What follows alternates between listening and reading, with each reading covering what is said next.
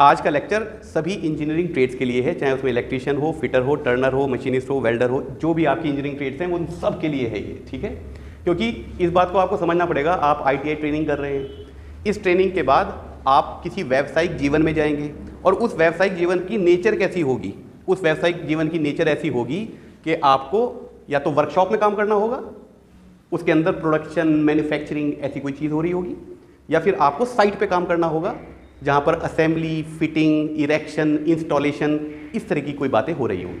जैसे घरों में आता है ना प्लम्बर, तो वो पाइप फिट करता है, वर्कशॉप में थोड़ा ही काम कर रहा है, वो साइट पे काम कर रहा है। इंजीनियरिंग ट्रेड्स में साइज़ का बड़ा महत्व है, बिना साइज़ के हम इंजीनियरिंग ट्रेड नहीं पढ़ते हैं। ये स्केल मान लीजिए है, तो ये स्केल छोटा या बड़ा नहीं बन सकता, एक फिट ही बनेगा। ये बात समझ में आ रही है बेटा? हमारी इंजीनियरिंग ट्रेड में साइज़ का या मान का बहुत बड़ा एक महत्व होता है। अब जैसा मैंने पहले भी बताया था, एक बार दोबारा बता रहा हूँ, आप लोग कहाँ फंसे हुए हो, आप लोग सोचते हो थ्योरम, लॉज, फॉर्मूले ये बहुत इंपॉर्टेंट है, आप अपना सारा फोकस रखते हो उन पर, वो इंपॉर्टेंट नहीं है। जब आप व्यावसायिक जीवन में जाओगे, कोई मना नहीं करेगा कि आपको फॉर्मूला याद नहीं है तो आप फॉर्मूले को गूगल पे सर्च कर लो या अपनी किताब में देख लो, कोई मना नहीं करता, उसको चीटिंग नहीं कही जाती है। क्या कहा जाता है उसको रेफरेंस कहा जाता है, कि हम रिफर कर रहे हैं, कोई जानकारी हमें जो चाहिए वो कहाँ से मिलेगी, हम उसको देख रहे हैं। एग्ज़ाम आप ऐसे देने लगे हो या पढ़ाई ऐसे करने लगे हो जैसे आपका, हम ये टेस्ट करना चाह रहे हैं कि तुम्हें कितनी याददाश्त, तुम्हारी रटने की पावर कितनी बड़ी है, रिटेंशन पावर कितनी है। वो नहीं है मकसद ये है कि आप कॉन्सेप्ट को जानते हैं और उसका प्रयोग करना जानते हैं, ये है असल आपकी पढ़ाई का मकसद। समझ में आ रही है बेटा बात? तो किताबों को रेफरेंस के तौर पे पढ़ो, किताबें किसी को खरीदने की जरूरत नहीं है। भारत skills.gov.in ये एक साइट है, आगे www लगा लेना, अपने गूगल पे सर्च कर लेना या क्रोम में खोल लेना, डायरेक्ट आपको मिल जाएगी ये साइट। उस साइट पर CTS और CITS दो ऑप्शन होंगे, आपको इस पर क्लिक करना है और आपके सामने अपनी ट्रेड्स आ जाएंगी। उसमें सारा मटेरियल पड़ा हुआ है पढ़ाई का, किताबें पूरी first year, second year, semester wise सारी पड़ी हुई है, उसमें अच्छी किताबें हैं।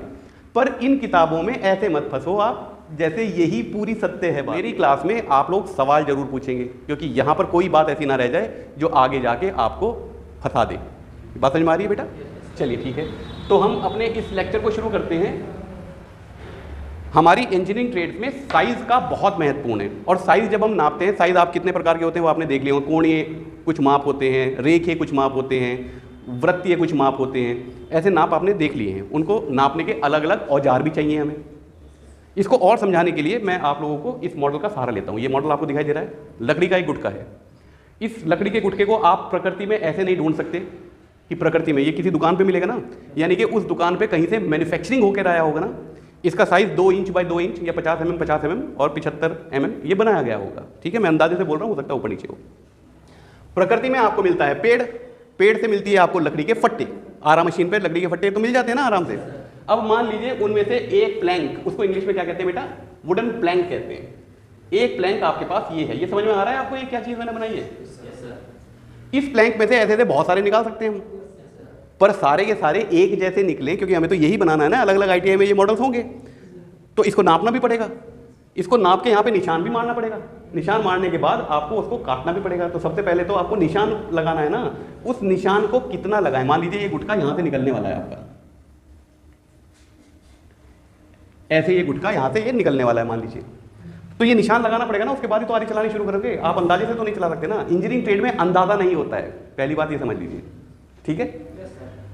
अच्छा, एक बात यहाँ पर मुझे आपको और समझानी है, 100% नाम की कोई चीज़ होती ही नहीं है इस दुनिया में, गणित के अलावा। गणित में आप कभी भी कोई फॉर्मूला सेट करोगे, गणित की जब भी बात आएगी तो उसमें आपको एब्सोल्यूट वैल्यू मिल सकती है, कुछ केसेस में वो भी नहीं मिलती है। लेकिन आप ये मान के चलना कि गणित में 100% नाम की कोई चीज़ होती है, आम प्राकृतिक उसमें 100% नाम की कोई चीज़ एग्जिस्ट ही नहीं करती है, ठीक है। अच्छा, इसका कैसे मतलब समझ में आएगा आपको?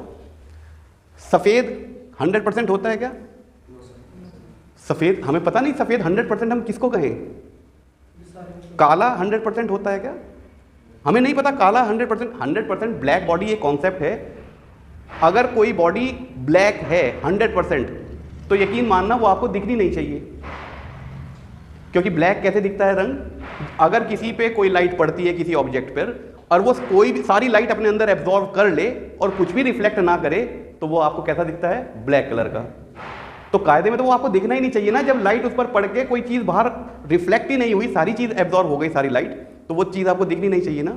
तो 100% ब्लैक बॉडी नाम की कोई चीज़ नहीं होती, 100% रिजिड बॉडी कुछ नहीं होती। रिजिड किसको कहते हैं, जो कंप्रेस ना हो सके, मतलब कोई ऐसी चीज़ हो मैं उसको ऐसे फेंकूं तो वो वापस उतनी ही ऊपर आ जाए और वो लगातार उछलती रहे, उतनी ऊपर और उतना नीचे, ऐसा कभी होता नहीं है ना।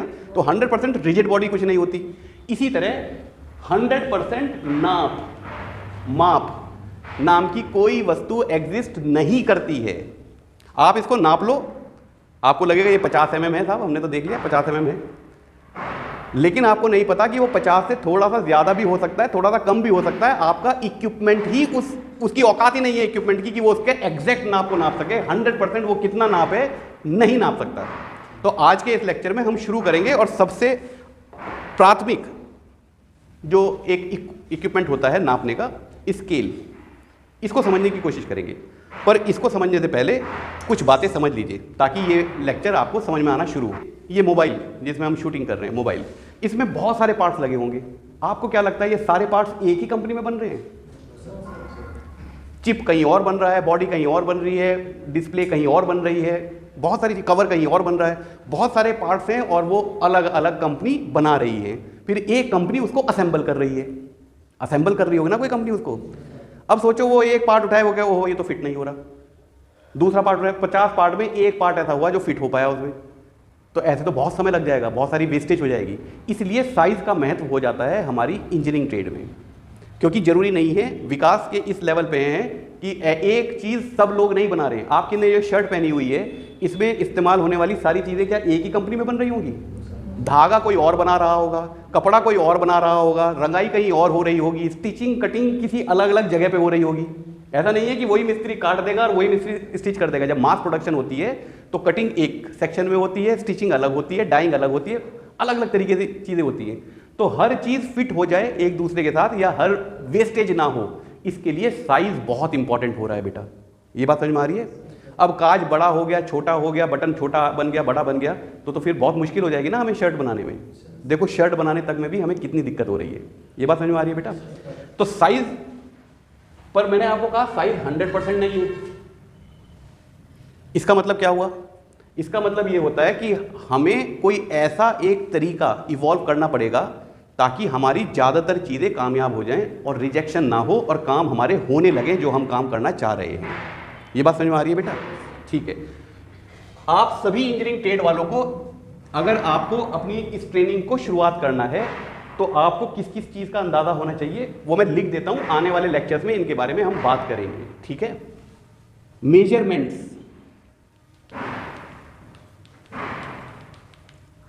हमें नापना पड़ेगा चीज़ों को, जरूर नापना पड़ेगा।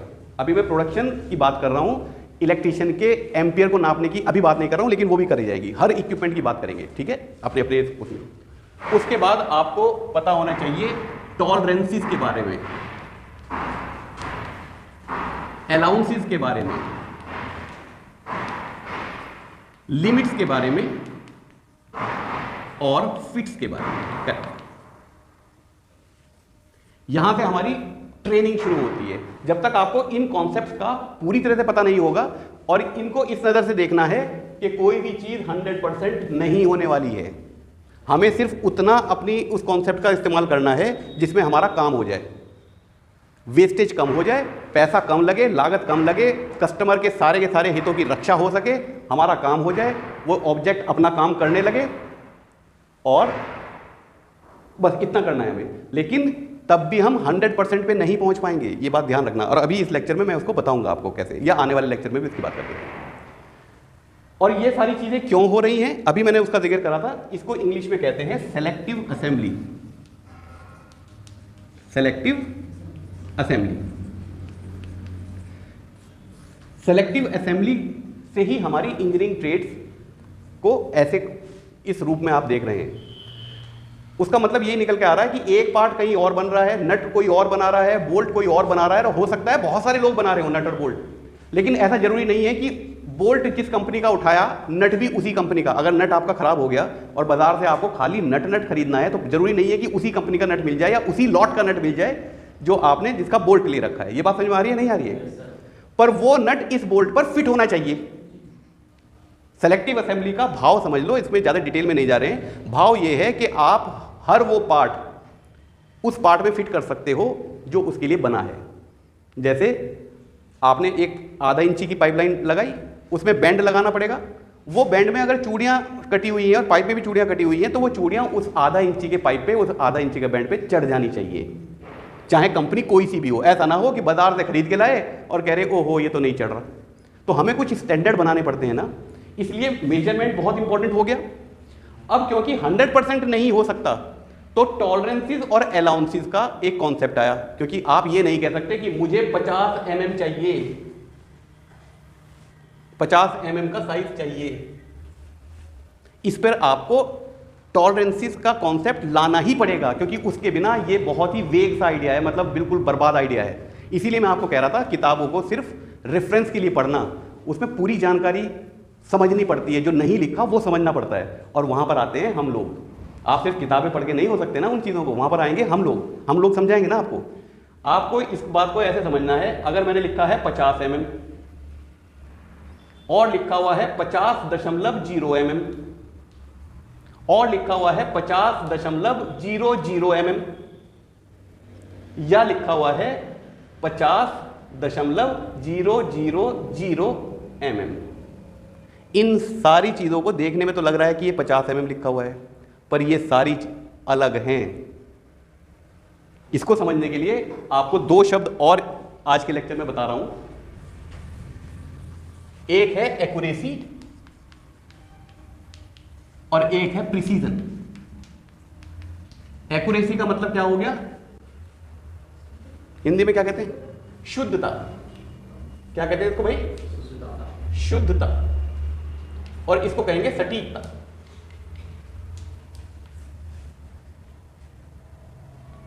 अब दोबारा हो यहां पर 50, 50.0, 50.00, 50.000।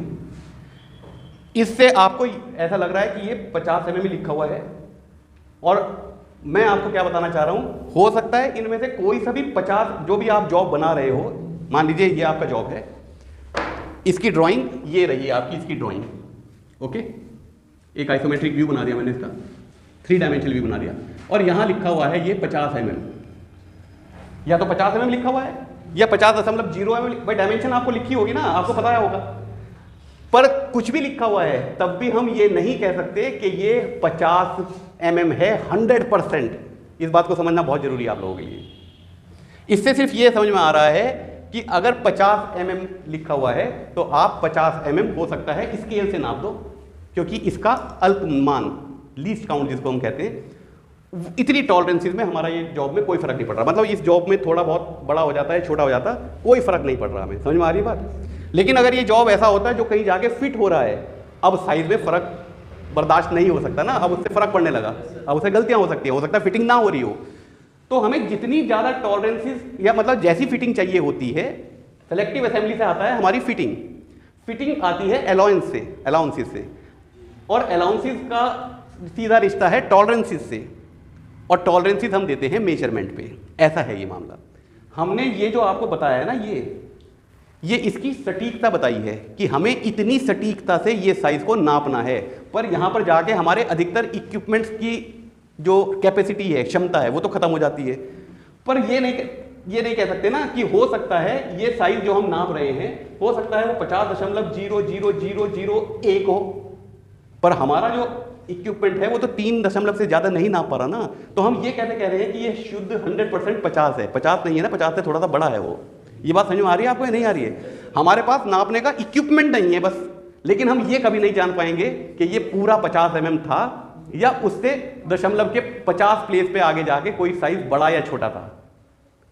ये तो हुई खतरनाक बात, ये तो हुई कॉन्सेप्ट की बात। लेकिन अच्छी बात ये है कि अगर मेरा काम इतनी टॉलरेंसेस में चल रहा है, मुझे वो फिटिंग मिल रही है, तो मेरा काम हो गया ना।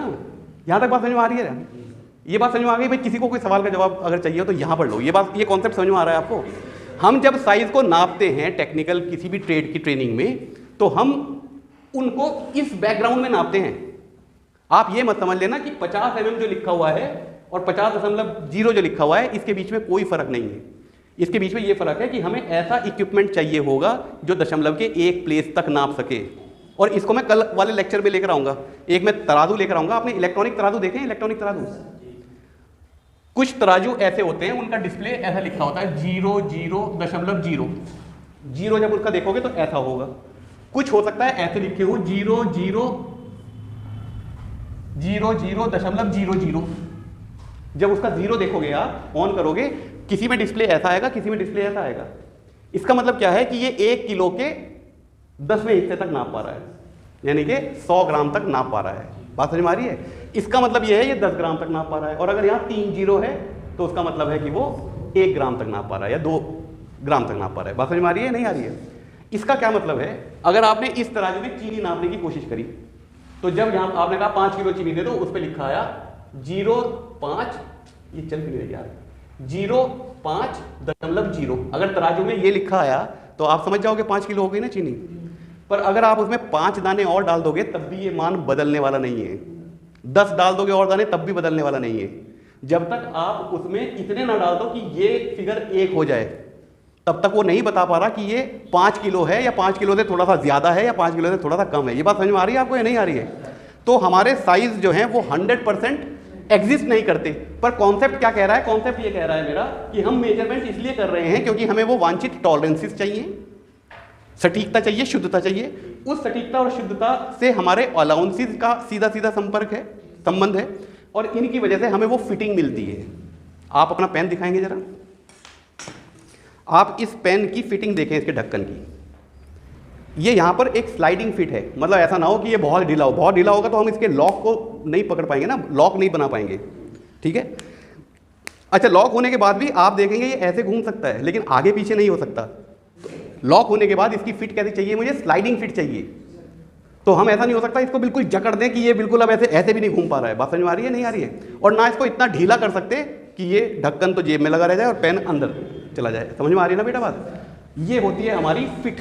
अलग अलग तरीके की फिट है, क्लियरेंस फिट है, ट्रांजिशन फिट है, स्लाइडिंग फिट है, फोर्स फिट है। आने वाले लेक्चर में हम उन सारी फिटों को देखेंगे। अलग अलग जॉब बनाते हुए हमें अलग अलग फिटिंग चाहिए होती है। बात समझ में आ रही है? मान लीजिए आप स्क्रू को टाइट कर रहे हैं कहीं पे, तो वो स्लाइडिंग फिट तो होना चाहिए लेकिन वो ऐसे हिलना नहीं चाहिए स्क्रू अंदर जाने के बाद। भाई दीवार में स्क्रू फिट होने के बाद ऐसे हिलना नहीं चाहिए, लेकिन स्क्रू ड्राइवर से खुल के बाहर निकल जाना चाहिए। इसको हम कौन सी फिट कह सकते हैं? स्लाइडिंग फिट कह सकते हैं। फिटिंग, असेंबली, ये सब पढ़ना पड़ेगा ना भाई। और इलेक्ट्रिशियन वाले ये मत समझें कि ये तो नाप तोल की बात हो रही है। अरे भाई तुम्हारे तार होते हैं, तुमने स्विच देखा है? उस स्विच में अगर वो 5 एम्पियर का स्विच है तो उसमें होल इतना बड़ा होगा कि उसमें वो वाला तार आ सके, ना उससे कम होगा वो होल, ना उससे ज़्यादा होगा वो। समझ में आ रही है? ये नाप तोल तो आप लोगों के लिए भी है। समझ में आ रही है बेटा बात? चलिए ठीक है, ये बात समझ में आ गई यहाँ तक। तो अब हम स्केल को समझना शुरू करें, क्योंकि स्केल पहला वो मेजरिंग इक्विपमेंट है जो आप लोगों को सीखना चाहिए। आपके मुझे तो आता है क्या? आज तक स्केल का क्या उपयोग करा है बेटा? ज्योमेट्री में करा होगा ना, 20 सेंटीमीटर या 20 मिलीमीटर की कोई लाइन नापी होगी आप लोगों ने, ठीक है। अब जरा उस स्केल को एक इंजीनियरिंग ट्रेड की नज़र से देख लेते हैं। आपने आज तक सेलुलॉइड के बने हुए स्केल देखे होंगे, वो प्लास्टिक जैसे स्केल जो होते हैं ना, सेलुलोज के बने होते हैं। हमारा इंजीनियरिंग में वो वाले स्केल नहीं चलते हैं, सिर्फ मैकेनिकल ड्राफ्टमैन में, ड्राफ्टर में वो लगे रहते हैं वो सेलुलोज के स्केल। लेकिन आमतौर पर प्रोडक्शन में हम इस स्केल का प्रयोग करते हैं। सबसे पहले ये जान लीजिए ये स्केल किस मटेरियल का बना होता है। इस पर लिखा भी होता है, आपने देखा होगा, यहाँ पर लिखा है स्टेनलेस स्टील। स्टेनलेस स्टील लिखा होता है, ठीक है। इसके अलावा स्प्रिंग स्टील के भी होते हैं। स्प्रिंग स्टील मतलब ये कि इसको अगर मैं मोड़ दूं तो इसमें परमानेंट विकार ना रहे, ये सीधा हो जाए। बात समझ में आ रही है बेटा? तो ये 2 ही धातुओं के मिलते हैं आपको मार्केट में। स्टेनलेस स्टील थोड़ा सस्ता होता है, स्प्रिंग स्टील इससे भी थोड़ा महंगा होता है, ठीक है। और पहले आपने लकड़ी के भी देखे होंगे फिटे। ये फिटा ही तो है ना, 1 फीट मतलब फिटा, और आधा फीट का भी होता है ना, 6 इंच वाला भी फिटा होता है ज्योमेट्री बॉक्स में।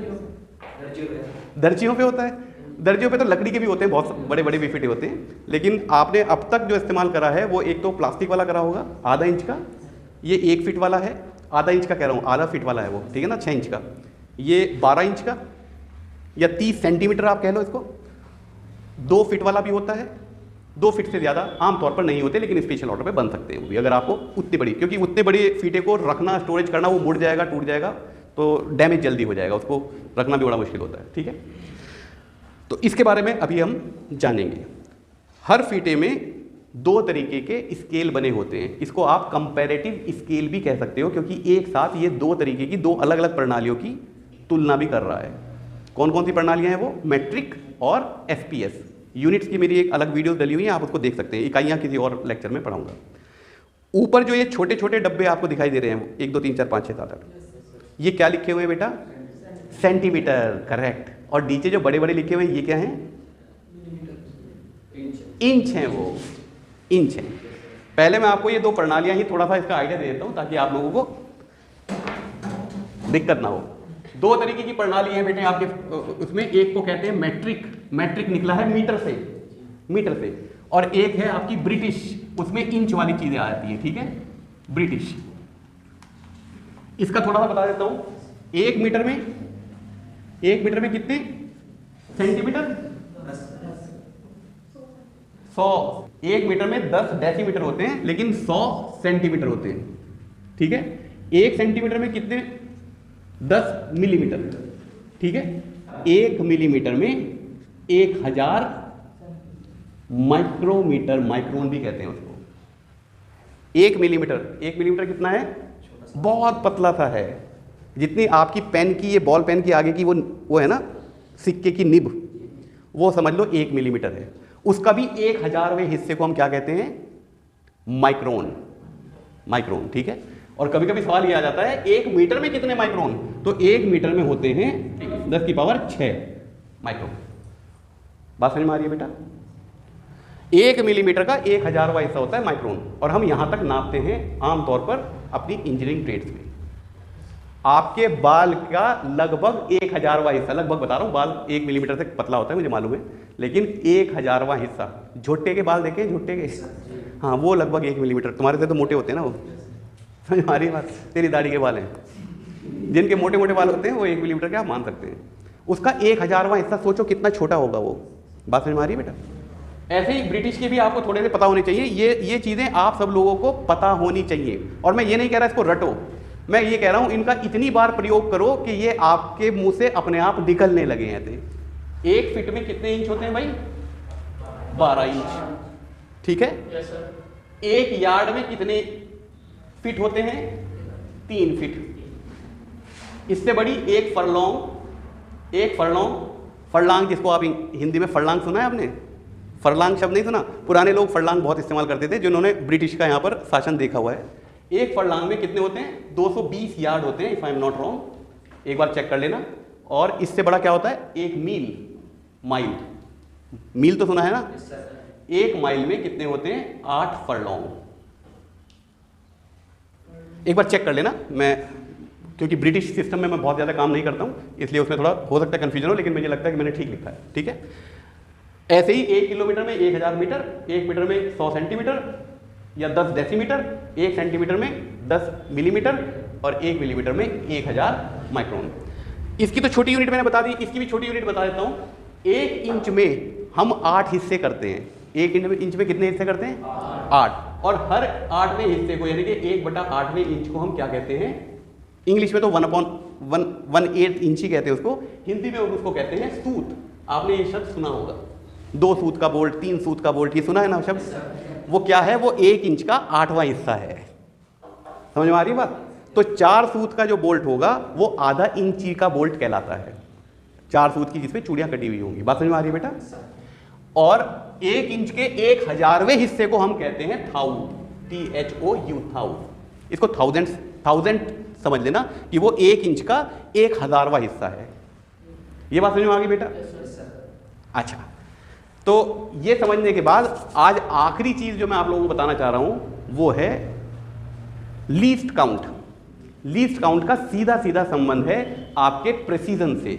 मतलब जो इक्विपमेंट आप प्रयोग कर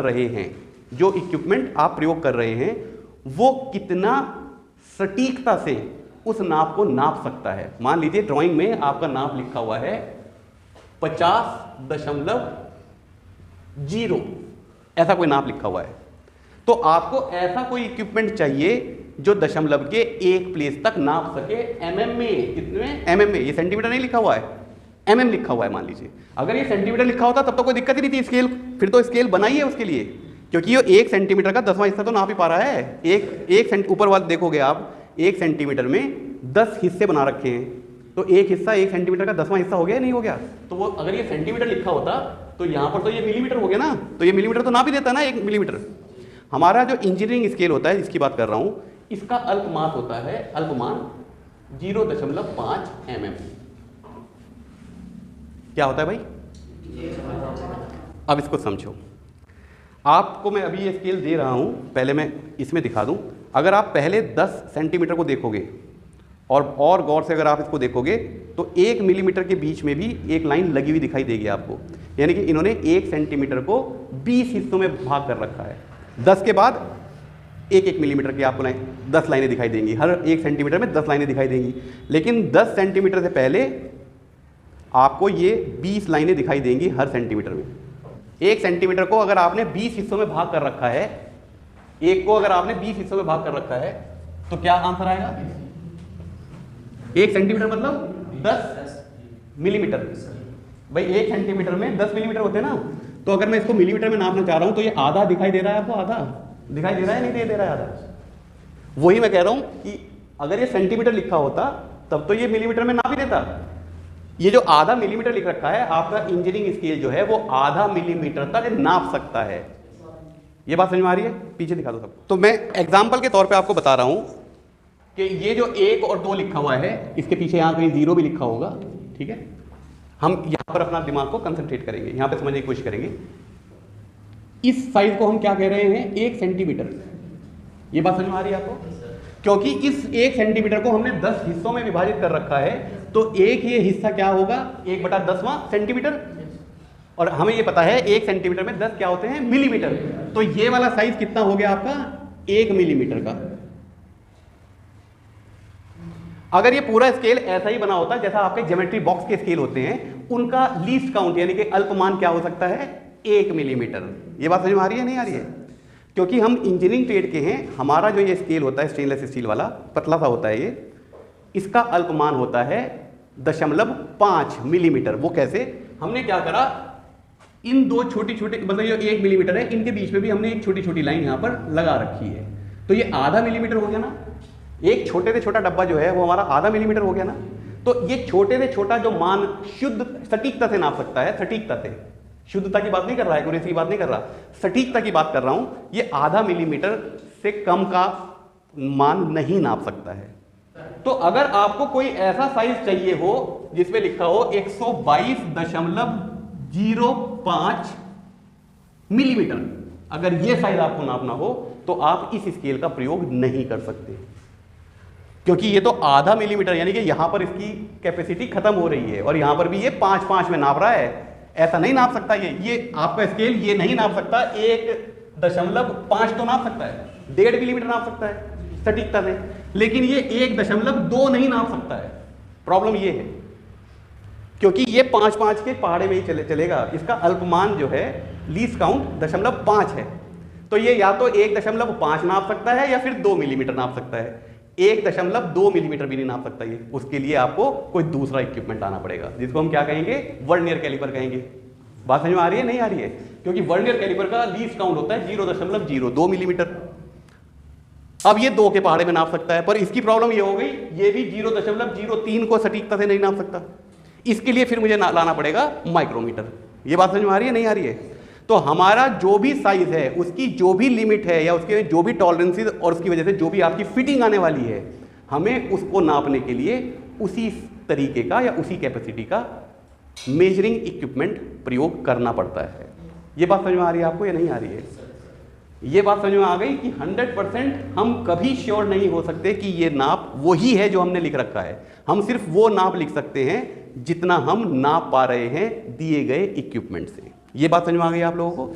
दूसरी बात ये समझ में आ जानी चाहिए कि अगर आपका नाप दशमलव के बाद भी लिख रखा है, जितना प्रिसीजन से आपको वो नाप को नापने को कहा जा रहा है, आपको उसके अनुसार ही नापने वाले उपकरण का चयन करना पड़ेगा। ये बात समझ में आ गई बेटा? और तीसरी बात जो आज हमने सीखी है वो ये सीखी है कि इस इंजीनियरिंग ट्रेड में दो तरीके के स्केल होते हैं। ऊपर मैट्रिक स्केल जिसको हम सेंटीमीटर या मिलीमीटर में नाप सकते हैं, और नीचे इंच वाला स्केल जिसको इंच की छोटी इकाई हमने बताया सूत, और ये पूरा 1 फीट कहलाता है या 30 सेंटीमीटर का स्केल कहलाता है। यहाँ तक बात समझ में आ गई आपको?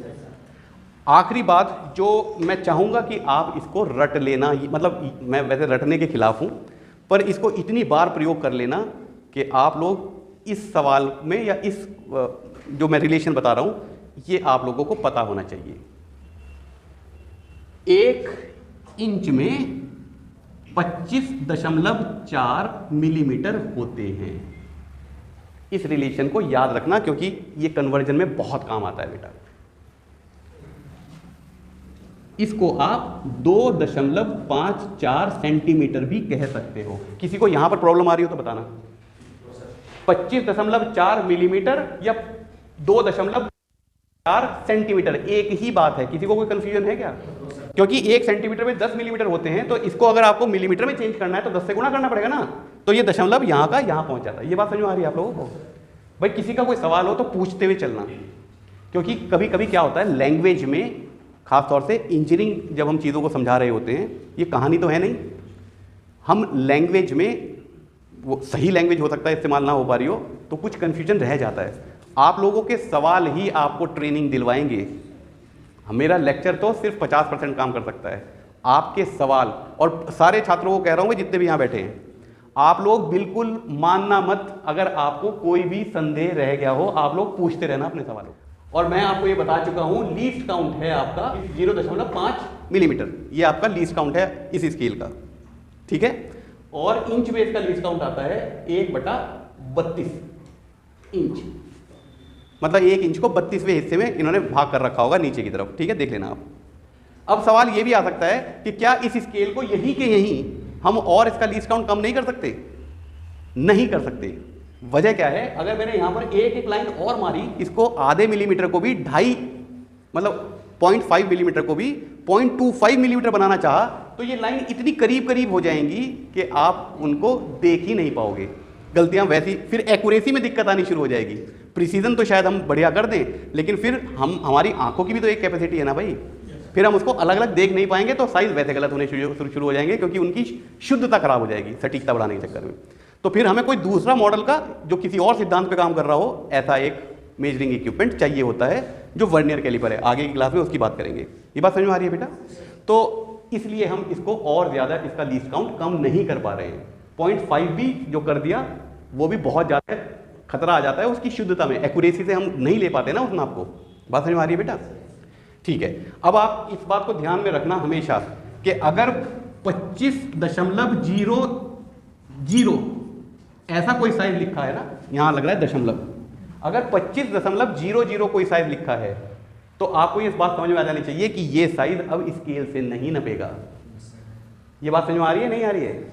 खाली 25 लिखा होता, 25.5 भी लिखा होता तो शायद एक बार को स्केल इस्तेमाल कर सकते हो, लेकिन अगर 25.00 लिखा हुआ है मिलीमीटर, तो आप स्केल, इंजीनियरिंग स्केल का प्रयोग नहीं कर सकते हो। ये बात समझ में आ रही है नहीं आ रही है?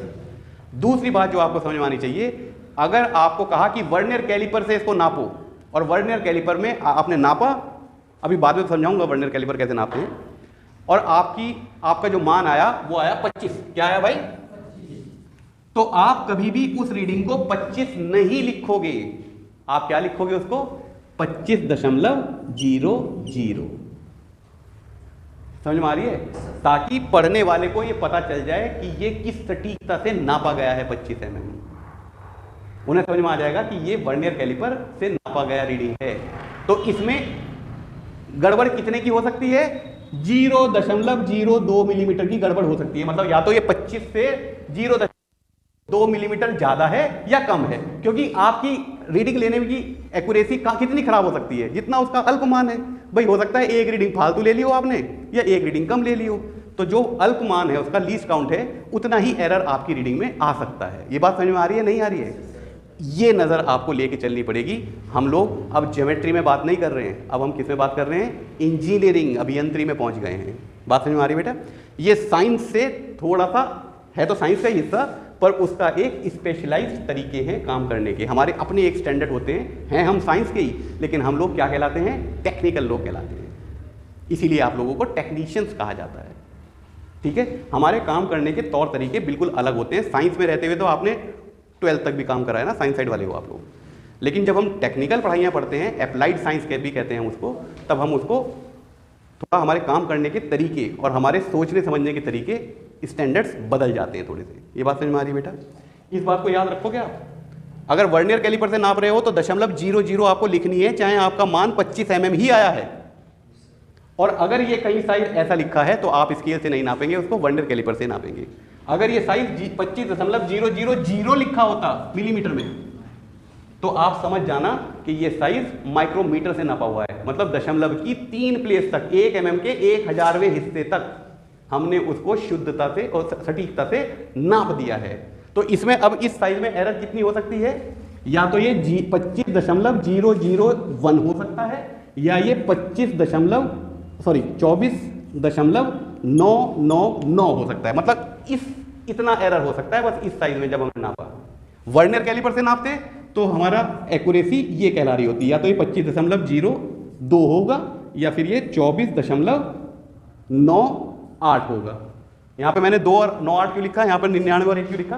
क्योंकि इसका लीस्ट काउंट 0.02 है, तो ये 99 नहीं हो सकता, ये 98 हो सकता है। तो यहाँ पर इतना एरर आ सकता है, हमारी एक्यूरेसी इतनी बिगड़ सकती है। यहाँ पर एक्यूरेसी कितनी बिगड़ सकती है? यहाँ दशमलव के 3 प्लेस पे जाके बिगड़ेगी, तो ये ज़्यादा सटीक हो गया ना मामला। और स्केल की बात करें, स्केल में अगर ये लिखा होता 25, तो आप मान लेना कि या तो ये 25.5 हो सकती है मिलीमीटर, या फिर ये 24.5 मिलीमीटर हो सकती है। यानी कि आधा mm या तो कम हो सकती है, मतलब या तो आधा mm कम नाप लिया हमने, या आधा mm से ज्यादा, इन साइज के बीच में कहीं हो सकती है। ये वही तो है, मतलब भाई ये लाइन यहां तक आई है, अब या तो हमें ये लिखना पड़ेगा या ये लिखना पड़ेगा। तो आधा mm का ही तो एरर आया ना, क्योंकि हम इसके बीच में जाके नाप नहीं पा रहे कि एग्जैक्टली ये आधा mm से कितना आगे चली गई, हमारा स्केल वो नाप नहीं पा रहा है। ये बात समझ में आ रही है, नहीं आ रही है? इस कॉन्सेप्ट को ऐसे पकड़ के चलना बेटा, वरना किताबों में जो लिखा हुआ है वो नहीं, आपको वो तो फिर रटना पड़ जाएगा। अल्पमान का, जिसको लीस्ट काउंट कहते हैं, उसका एक बहुत महत्व है, सिग्निफिकेंस है उसका। तो वो आज मैंने आप लोगों को समझाने की कोशिश करी है। आप लोगों का कोई सवाल हो इसमें तो प्लीज़ बताएं।